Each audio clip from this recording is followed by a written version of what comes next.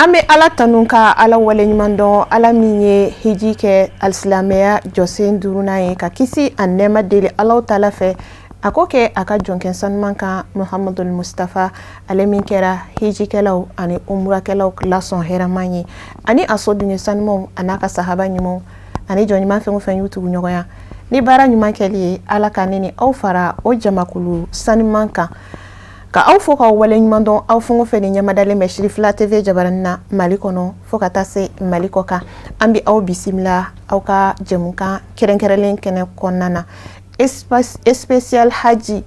kaseka aw ka hijidun kuna sfoniya soro ka auto aw sigiro la an fa koronu anamba koro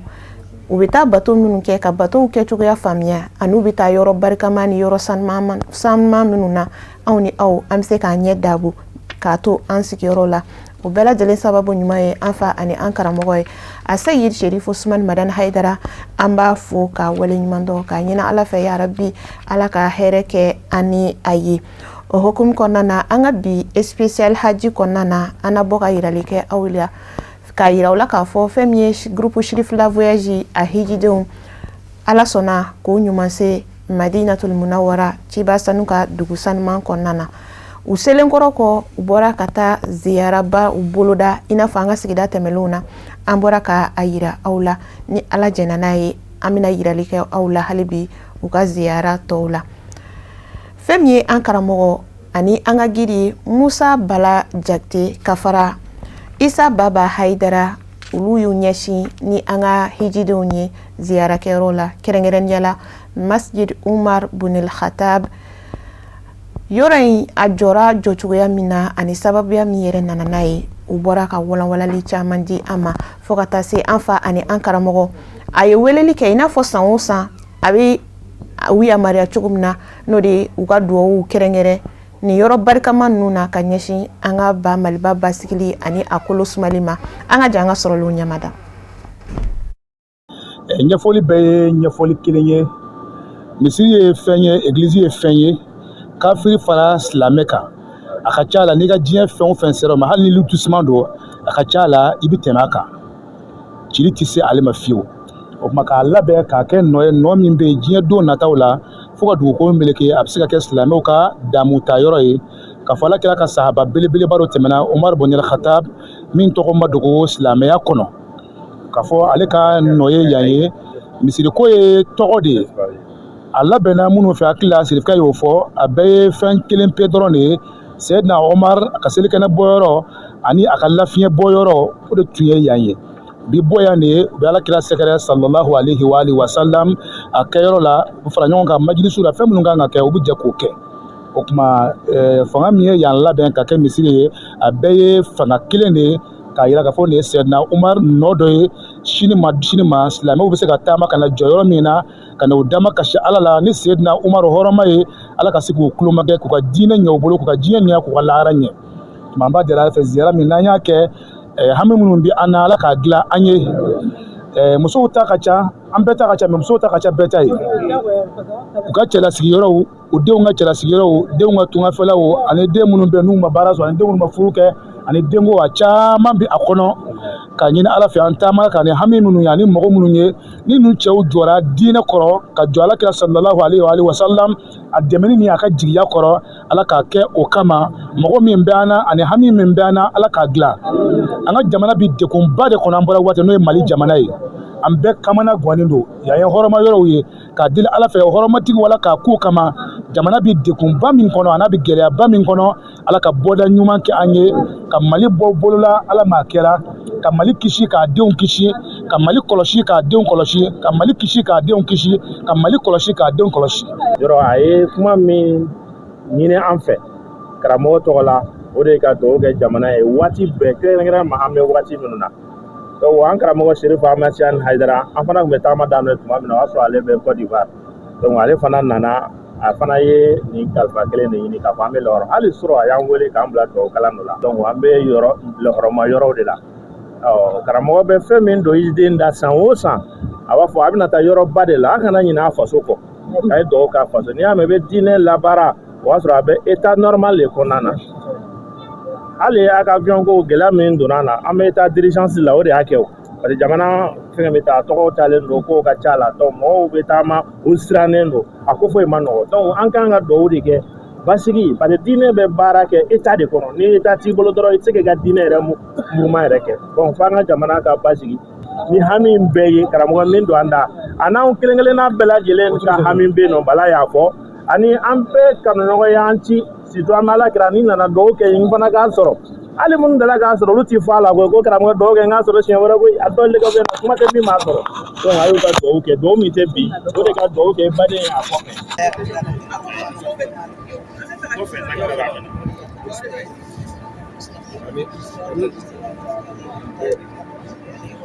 آمين. الفاتح لما أغلق والخاتم لما سبق ناصر الحق بالحق والهادي إلى صراطك المستقيم وعلى آله حق قدره سبحان ربك رب العزة عما يصفون وسلام على المرسلين.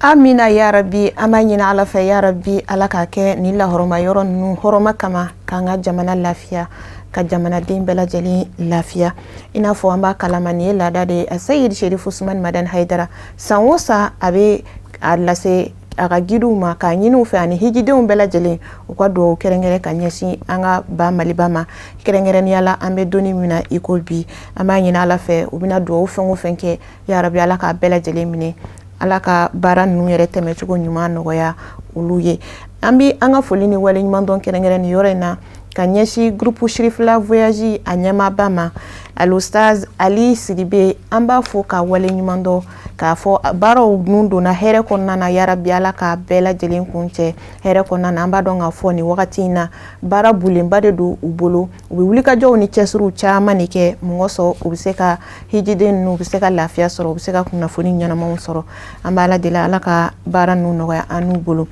an bɛ ziyara hukumu kɔnɔ hali bi ani groupe Shirifula Voyage Ciba Sanu ka dugu sanuman kɔnɔna na u bɔra ka taa ziyaraba minnu kɛ an ye an ka kɔrɔfɔ Galamani Tɛngu groupe Shirifula Voyage a hijidenw u bɛ bɔ k'u ka nisɔndiyaw yira an na an ka jan ka sɔrɔlenw ɲɛmada. An bɛ ala tanu ka barikada ne ye Baba Sanbora ye ne bɔra Faransi le 5 n nana Ali yɛrɛ taara ne kun bɛ aéroport la donc ne bɛ foli de kɛ Sirifula ye ka foli fɔ an karamɔgɔ ye sini kɛnɛ ala ka d'an ma vraiment bonya mun bɛ Sirifula Ensemble bolo ne kɔni ma dan sɔrɔ a la ale ye ne da kanu kantɔ Faransi o ni mina n bɛna an ka saraw ka diri fɛ a nɔgɔyara n bolo n y'an ka fɛn sara ne kelen avion ta Faransi kan na Ali yɛrɛ taara ne kun bɛ k'an ka wolosu bɛɛ ta ne ko a y'a ka d'u ma a ma sɔn an b'aw bɛɛ lajɛlen fɔ k'a barikada ka dugawu k'a bɛɛ lajɛlen ka dugawu k'an karamɔgɔ ye ka tila ka dugawu kɛ n'a ba bɛɛ lajɛlen ye mɔgɔ min b'an na ala k'a bɛɛ lajɛlen dilan ala ka jama bɛɛ ɲuman dɔ hɛrɛ lɔ ka jama bɔ hɛrɛ lɔ ala k'a kɛ hiji minalen ye ala k'a kɛ kira ka hiji ye ala k'a kɛ ala ka hiji ye ala ka laɲini bɛɛ lajɛlen sabati a y'i sɔn mun jɛra n'ale fa mun jɛra n'an tɛ se k'a fɔ ka taa da la bawo an tun bɛ nin mɛn an karamɔgɔ ka kasitu de la mais an yɛrɛ kana ɲɛ da la bi o ye matanuba ye o ye nisɔnkɔyɔba ye anw bolo vraiment nin kuma ka ne nisɔndiya parce que depuis an nana tout d'abord an bɛ agence mɔgɔ bɛ fo parce que depuis an nana o bɛ k'an bɛrɛbɛrɛ o tɛ dimi an kɔrɔ n'a mako bɛ fɛn fɛn na a b'o d'an ma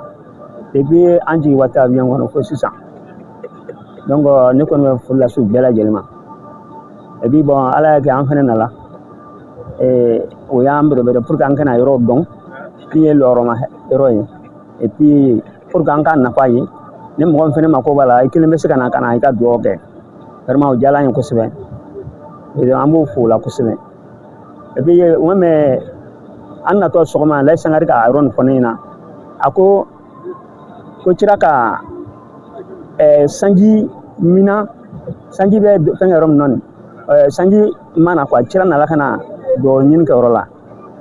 donc ko yɔrɔ la mana Layi a y'a fɔ même temps ne ko mɛ n ko nin yɛrɛ ye musaja belebele ye an kan ka dɔ kɛ Mali ye n ko parce que nin yɔrɔ nin an kan kana dɔ kɛ Mali yɔrɔ la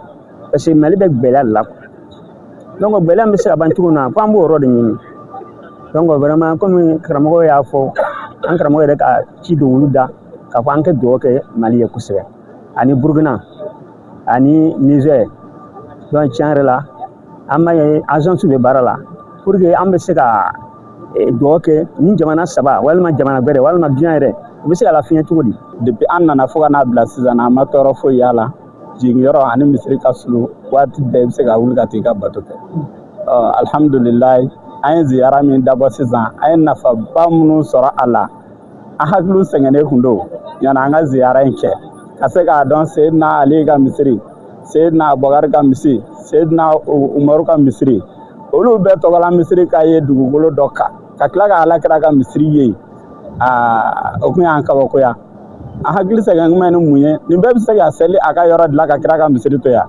o kumana faamuya minnu nana di an ma k'a jira misiri ninnu ye taamasiyɛnw de ye k'a jira k'a fɔ u ye ko dɔ kɛ yan i n'a fɔ a fɔra cogo min na an y'o walawalali minnu sɔrɔ o y'a hakili sigi ayiwa an bɛ se ka kuma min dan ka kuma kan an bɛ foli lase Serifula voyage mɔgɔw bɛɛ lajɛlen ma alihamudulilayi an ye baara bɛ ka kɛ cogo min na an nisɔn ka di ni a ye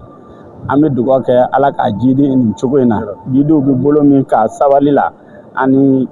ɲininkali bɛ k'u la o tɛ tɔɔrɔ minnu sɔrɔ n'u tola o cogo la alihamudulilayi o de ye jidi bari Ala ko k'a faralen don sabalibaw de kan. N ye faamuya sɔrɔ a la kosɛbɛ parce que yanni aw ka na an kɔni tun bɛ ka taa misiri in dɔrɔn de la an ma yan yɔrɔ ninnu si ye vraiment aw nali a diyara ye kojugu a bonyana an ma kojugu aw ye mun jira an na a y'an hakili dayɛlɛ kojugu i y'a faamu dɔ farala a kan kosɛbɛ an bɛ dugawu kɛ Sirifula voyage ye Ala k'a taa ɲɛ an karamɔgɔ an bɛ dugawu kɛ Ala k'a mɛn ɲɛfɛ Ala k'an yɛrɛ ka kɔma ɲuman ye jamana in bɛ lahalaya min na n'o ye Maliba ye an bɛ dugawu kɛ Mali ye ka dugawu kɛ Niger ye ka dugawu kɛ Burkina ye yarabi Ala k'u bɔsi juguw la. Amina yarabi Ala k'o duwawu sanumanw bɛɛ lajɛlen minɛ k'a yira u la k'a fɔ an filɛ nin ye layidu dafa kɛnɛ de kan n'o de ye an fa ani an karamɔgɔ a ye layidu min ta ani a danbaga Ala cɛ a taalen Saudiya jamana na ka taa ka hiji baaraw kɛ a kɛlen k'a ye k'a fɔ hiji dili senfɛ bato in kɛli senfɛ hijidenw bɛ ɲani ani tɔɔrɔ ni lanɔgɔ min sɔrɔ a fana ye layidu ta o yɔrɔ de la ko ni Ala ye nɔgɔya kɛ ale ye a na agence créé hijidenw bɛ se ka t'u ka bato kɛ lafiya la nɔgɔya la i n'a fɔ a ɲininen don cogo min na wa ciba sanu a y'a sen jɔ yɔrɔ o yɔrɔ la a n'a ka sahabaw Ala ka diɲɛ b'u ma hijiden ninnu ka se ka taa nin yɔrɔ ninnu bɛɛ lajɛlen ka t'u sen jɔ u bɛ se ka tasi ani miiri caman sɔrɔ u ka bato in kɔnɔna na an bɛ Ala de deli sijan ni kɛnɛya ani labanko ɲuman Ala k'o di a Seyid Sherif Usmani Madani Hayidara ma o hukumu kelen kɔnɔna na hali bi an bɛ Madinatul Munawwara groupe Sherifula voyage a hijidenw u tilalen kɔ ni ziyara fitinin ninnu na walima ziyara dakhiliya n'o de ziyara minnu bɛ ciba sanu ka misiri kɛrɛfɛlaw la u bɔra ka taa ziyara kharijiyaw daminɛ ni an b'a fɔ kɛnɛma ziyaraw yani ziyara yɔrɔ minnu yɔrɔ ka jan k'a daminɛ Masjid Quba n'o de ye alisilamɛya misiri fɔlɔ an karamɔgɔ n'an ka cɛkɔrɔba Balik Jabate ale bɛ bɔ ka walawalali caman di an ma o kun kan an ka sɔrɔlenw ɲɛmada. Bismillahirrahmanirrahim. Wa sallallahu ala sayyidina Muhammad wa alihi. An bɛ Ala tanu k'Ala barikada ka ɲini setigi Ala fɛ ya Rabbi masa min ye bi dugusajɛ an ɲɛnɛ an b'a ɲini Ala fɛ Rabbi a tile ɲuman b'a Ala k'o kɛ an ye o la k'a yira an bɛɛ lajɛlen na lamɛnbaa cɛman n'a muso ma k'a yira k'a fɔ Sherifula taamadenw olu n'u sera k'u yɛrɛ kalifa an karamɔgɔ ma n'o ye Seyid Sherif Usmani Madani Hayidara ye u yɛrɛ kalifa Hayidara ma k'a fɔ k'u b'a fɛ ka n'u ɲɛ da a mɔcɛ kan o la n'Ala sɔnna an fana bɔra an ɲuman dora nka alhamdulillah bi an y'o k'an ka ziyara don ye an dora yɔrɔ min na dugusajɛra dɔrɔn an taara ka taa foli di kira ma ka Abubakari fo ka Umaru fo nka bi an ye kare kɛ ka mɔgɔw cɛ an bɛna ziyara kɛ ziyara min bɛ wele ko ziyara al-khalijiya n'o ye kɛnɛma foli ye o la Alakira a ye juma fɔlɔ seli yɔrɔ min na an tɛmɛna o misiri da la an y'o yira taamadenw na nka a tɔ ye mun ye an bɛ Kuba misiri kɔnɔ misiri min ni kira yɛrɛ bolo k'o jɔ o de fɔra kɔrɔnɛ kɔnɔ fihi rijalun yatahharu a ko cɛw bɛ yen olu cɛw olu b'u yɛrɛ saniya ni misiriba in na o tɛmɛnen kɔ kira fana Ala kumana misiri in kan ni kira nɛnden ye k'a yira k'a fɔ misiri in jɔra Ala ɲɛfɛ yan kan o la Ala k'an dɛmɛ. Amina ya Rabbi Ala ka alisilamɛden bɛɛ lajɛlen dɛmɛ an bɛ hali bi Madinatul Munawwara ciba sanu a ka ni dugu sanuma ye ani groupe Sherifula voyage a hijidenw u bɔlen o Masjid Quba o y'u kunda Mazra'a la n'o ye Seyidul Mustafa Muhammad sallallahu alaihi wasallam a ka furu a kun bɛ taa lafiɲɛ bɔ foro minnu kɔnɔna na ni wagati in na ni Saudiya jamana kɛlen bɛ k'a yɛlɛma k'a kɛ butiki belebeleba ye ka tamaro modèle caman bila a kɔnɔna na fo ka taa se Ciba Sanu a ye sarankana dɔ fɔ tamaro ko dɔ kun kan olu bɛɛ lajɛlen bɛ sɔrɔ butiki in kɔnɔna na n'an b'a fɔ Ajowa. Mualim Abdallah Sangare ni ale ye groupe Sheriff la voyage ye ale bɛ bɔ ka walawalali caman di an ma an ka sɔrɔliw ɲɛmada. Mazraa comme taariku kumaw don ani an ye min kala mɔgɔw nɔfɛ ko ala kira ka nɔgɔ foro a bɛ faamu min na kira ka tamaro foro wala dɔw ko non kɔlɔn min tun b'a kɔnɔ ko yɔrɔ in tun ye kira yɛrɛ ka yɔrɔ de ye a furumuso min a ka jɔnmuso min tun bɛ yen nɔ n'o ye Kibitiya ye k'ale tun bɛ nin yɔrɔ in de la ko kira tun to ka na lafiɲɛbɔ kɛ nin yɔrɔ la i n'a fɔ an yɛrɛ a b'an fɛ cogo mɔgɔw bɛ to ka taa yala i ka jardin kɔnɔ ka ayiwa fiɲɛ ɲumanw sama k'i yɛrɛ hakili lafiya ko o yɔrɔ dɔ de tun don ala kira bolo donc kɔlɔn in fana a taamasiyɛn b'a kɔnɔ ko kira tun to ka kɔlɔn in jisoli ka taa n'a ye a ka so o ye an ye min mɛn a yɔrɔ sigibagaw bolo an kɔni bɛna lajɛ dɔrɔn tamaro foro don an bɛna ɲɛ d'a kan komi u yɛrɛ kelen don k'a labɛn cogo dɔ la ka feerefɛnw bila a kɔnɔ tamaro nasugu camanba donc olu bi sɔrɔ a kɔnɔna na donc an bɛna o de lajɛ. Hali bi an bɛ to Saudiya jamana kɔnɔna na ni waati in na an bɛ foli kɛrɛnkɛrɛn ka ɲɛsin an ka sharifatuw ma ni waati in na an b'a dɔn k'a fɔ u ɲɛgalen bɛ kosɛbɛ u n'u ka hijidenw k'a fɔ ya rabi ala ka baara nɔgɔya an n'u ye Seyida Nafisa Hayidara Seyida Makɔrɔba Hayidara an b'u fo kɛnɛ in kɔnɔna na an ka hijidenw u bɔra Mazraa la k'u kunda Masjidu Qiblatain n'o de ye kɔrɔn 2 misiri Ciba Sanu sallallahu alaihi wasallam fɔlɔ a kun bɛ ɲɛsin kɔrɔn dɔ ma cikan a ye cikan sɔrɔ ka bɔ an damaga ala yɔrɔ k'a fɔ a ka ɲɛsin alikaba ma ni bibi na ni diɲɛ alisilamɛ bɛɛ lajɛlen ɲɛsin f'an ye o ye fɛn min ye an ka cɛkɔrɔba Balik Jabate hali bi ale bɛ bɔ ka ɲɛfɔli caman kɛ an ye Masjidu Qiblatain ko kun kan an ka sɔrɔliw ɲɛmada. Bi sɔgɔmada in n'a bɛnna Ajan Sherifula ka ziyara ma n'a bɛ fɔ o ma ko ziyara kharijiya o ye taama ye ani k'an sen da yɔrɔbaw kan yɔrɔba minnu bɛ yen ni kira ye a nɔw to o la an bɔra misiri fɔlɔ min na o ye Kuba ye a bɔra misiri min jɔ o y'o ye an bɔra yen ka na a ka tamaro foro la a ka jɔnmuso Mariyatal Kibiti n'o ye Ibrahima ba ye ale tun bɛ yen de o tɛmɛnen kɔ sa an bɛna taa yɔrɔ min na sisan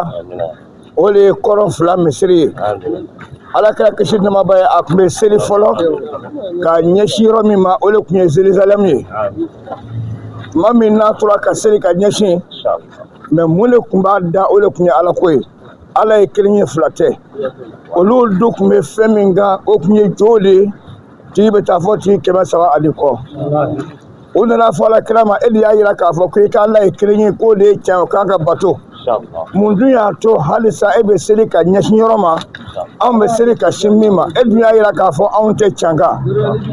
o yɔrɔ kelen de la sisan ala kira ye ala dali kisi nɛmaba ye a ye ala dali ala ko yɔrɔ wɛrɛ di yan n bɛ ɲɛsin yɔrɔ min na n'o bɛ fisaya ka tɛmɛ nin kan alaw tala bɛ na ala kira jaabi tuma min o y'a jira a bɛnna sunkalo tile 17 jate ma a bɛnna tile 17 jate ma a sɔrɔla ka na alakira jaabi a b'a jaabi don min o y'a sɔrɔ Jibrila kama kun bɛ alakira kɔ la a birinnen bɛ ka ɲɛsin Jerusalem ma alakira kɔ bɛ wuli a y'a sɔrɔ a kɔ jalen don a nana bali k'a ye a kɛlen komi fɛn dɔ bɛ a kɔ la o fɛn de bɛ k'a tourner o la Jibrila kamakun ye kira kɔ tourner a y'a yɛrɛ labila kamakun in bolo Jibrila kaman bolo fo ka taa to Jibrila y'a kaman wuli tuma min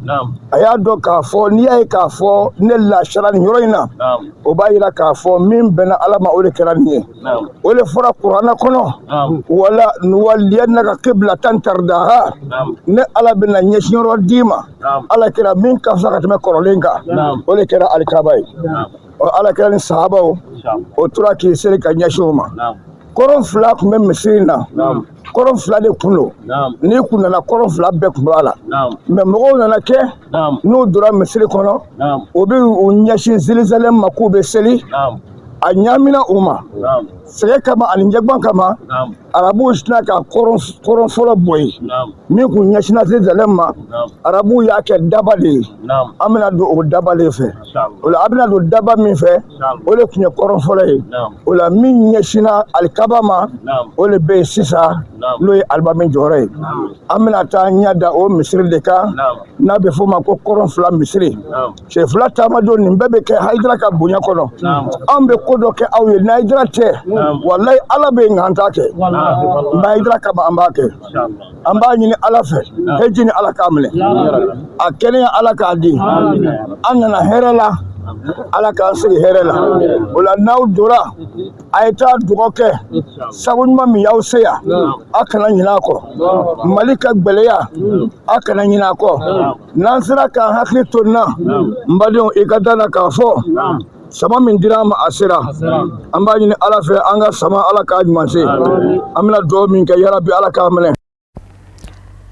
an dalen don la an ma sigi o la fiyewu nin duwawu sanuma ninnu k'a fɔ ninnu bɛɛ lajɛlen tɛ se ka bi an ka ba Maliba ni Ala sɔnna a ma a bɛ bɔ nɔgɔ la wa lafiya bɛ kɛ ni Ala ka diɲɛ ye an bɛ to Saudiya jamana kɔnɔ Madinatul Munawwara Seydou Rusli ale ka dugu sanuma kɔnɔna na groupe Cherif la voyage a cɛlakaw u bɔra ka taa ziyara al-kharijiya hali bi ziyara in senfɛ o y'u kunda Jabal Uhudu kan ni a fɔra Uhudu o tɛ fɛn dogolen ye alisilamɛya tariku kɔnɔ don min ni a kɛra alisilamɛya kunkɔrɔta don ye ni a don gɛlɛyara kosɛbɛ an ka gidi Laj Ahmed Tidiane Sangare ale bɛ bɔ ka ɲɛfɔli caman di an ma o kun kan Uhudu kulu de filɛ nin ye Uhudu kulu filɛ ni kulu in bɛɛ de Uhudu ye quoi a y'a faamu ni kulu in bɛɛ de Uhudu ye voilà maintenant kɛlɛ kɛra yɔrɔ min o de kɛnɛ filɛ nin ye kɛlɛ kɛnɛ de filɛ nin ye an ɲɛ bɛ kaburu min na kɔnɔna na o de ye Hamza kaburu ye voilà maintenant kira tun ye bonikɛlaw bila kulu dɔ sanfɛ ko u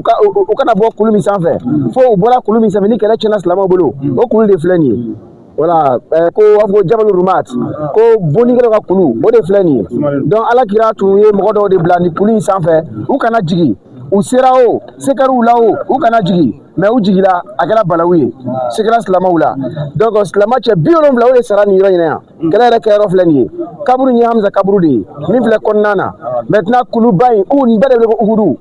a faamuna nin bɛɛ de wele ko Uhudu Ala ka ni sahaba bɛɛ siga t'a la ya bani foli da tɛ alisilamɛw bolo ka d'a kan n'i ye nin yɔrɔ ninnu bɛɛ lajɛlen ta k'a lajɛ i b'a ye k'a fɔ turisiya dɔrɔn tɛ